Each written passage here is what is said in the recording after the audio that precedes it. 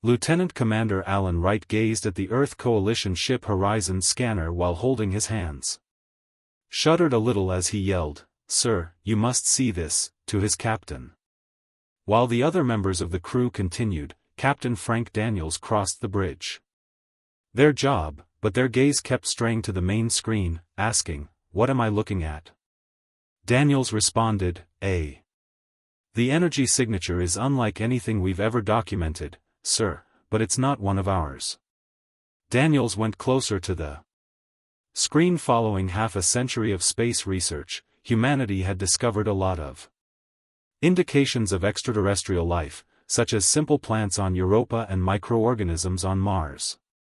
Even a few tiny creatures on a far-off moon, but nothing sentient or capable of building ships until now. Call Earth Command Daniel, who stated that although his tone was calm, Wright could observe the joy in his eyes as the Horizon made initial touch 3 days later. The Vidian's sleek, silver ship, which was almost 3 times as large as the Horizon, sailed gracefully. When the Vidians emerged on the view screen, the bridge crew fell silent, making Earth's best technology appear amateurish. Although they were nearly human, their eyes were larger and had shifting pupils, and their skin had a light blue color. With long, graceful fingers and a color like oil on water, they were taller than most people and said, "We are happy to meet." "I am Ambassador Zivker," the Vidian commander declared in flawless English, "and we have." Communications Officer Heather Morris glanced up from her post and said, "They have been observing your species for a while. Discovered our language," she muttered, "and the Vidians had built an embassy on Earth, but they didn't share any technology.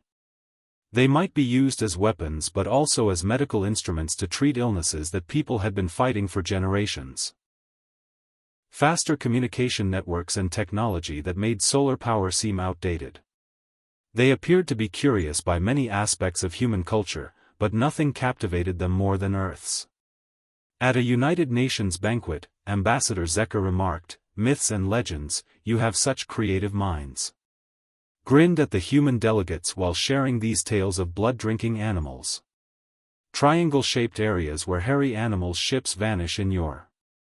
The ambassador's aide made a sound on the amazing cultural development of forests. That people understood as laughter on our planet, and we outgrew them when. Many people laughed with them while we were still living in caves, but some did not. When Wright was put in charge of the group collaborating with the Vidians to improve Earth's communication infrastructure, he observed how Morris, the communications officer, became quieter every day. "What's bothering you?" he said.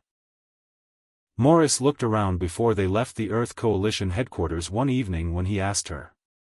Responding, "Have you noticed the signal disruptions? They only happen when the Vidian ships are in orbit." Wright responded with frowning. "Perhaps," Morris pulled, "but that's to be expected given their technology, isn't it?" Showed him a pattern of peaks and valleys on her tablet, yet these interruptions almost follow a. The following day, Wright, "They seem to be searching for something or someone." He heard 2 of the aliens conversing in their own language as he was working inside one of the Vidian communication arrays. They were unaware that he was there, concealed behind a panel of equipment, and he was unable to grasp their language, but the courteous, kind way they interacted with people was so chilly and clinical that it made him freeze. After they departed, Wright came out of hiding on a neighboring screen and noticed. Though the images were moving too fast for him to follow, he managed to catch glimpses of deserts, oceans, and woods in each one.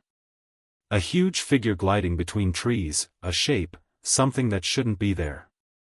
The creatures of human stories coming from water, lights hovering over a mountain. Wright grabbed his communicator to call Morris when the Vidians laughed at it, but he stopped when a fresh alarm came up. Flashed on his screen, requesting access to all of Earth's mythological and historical archives.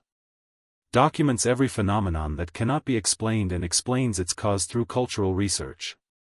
Wright didn't trust them anymore after the Vidians showed up 3 months ago. Vidian technology emerged, and the globe transformed more quickly than anyone could have predicted. Their ships became a familiar sight in the sky in homes, schools, and hospitals.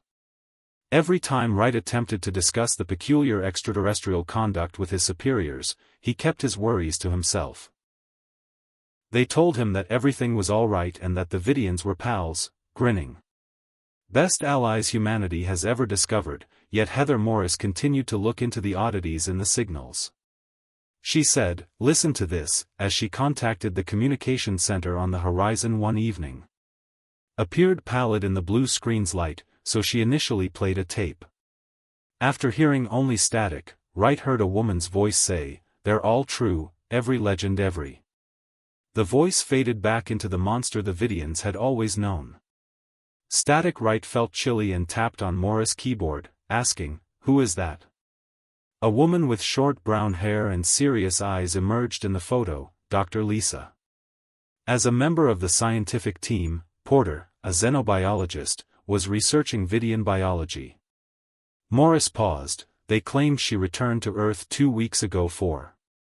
She didn't explicitly state that it wasn't a question, but I tracked down the signal, and they captured the recording at coordinates in outer space, far from any known station.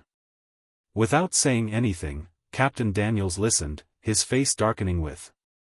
"Play it again," he murmured, after each word of the enigmatic broadcast, and Morris replayed the. "All of the recordings are accurate," the fading voice repeated, "every legend every."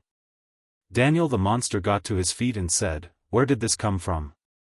Morris showed him the coordinates, which translates to 3 days of travel at top speed, according to Wright's Earth Command.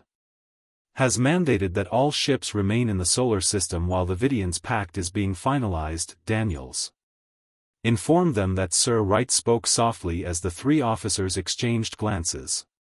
"There's a problem with the Vidians, they make fun of our stories, but I noticed pictures on their computers of."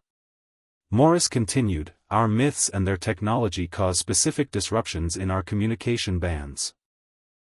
Daniels approached the window as a Vidian ship sailed by, as if they were hiding something or searching for something. "I've been in charge of this ship for 15 years, and he remarked that during that time, I've followed every directive from Earth Command, but he turned back to them because it felt wrong." Science Officer Winters reported to my office Paul after pressing a button on his desk. Winters, who was younger than the others wearing glasses, arrived 5 minutes later. Daniels played the CD for him, which was Dr. Porter, which he insisted on wearing rather than having eye surgery. Winters acknowledged that I collaborated with her prior to her departure. Did she bring up any? Winters hesitated and asked me once why she was worried about the Vidians. Every time we attempted to research something significant, they continued to deny us access to specific portions of their spacecraft. They came up with a courteous excuse to stop us, and Daniels decided to set out on a. Morris provided these locations to ensure that neither Earth nor the Vidians receive any messages regarding our destination. Winters, please compile all of the information we have on Vidian biology and. Sir Wright stated that this is against direct orders,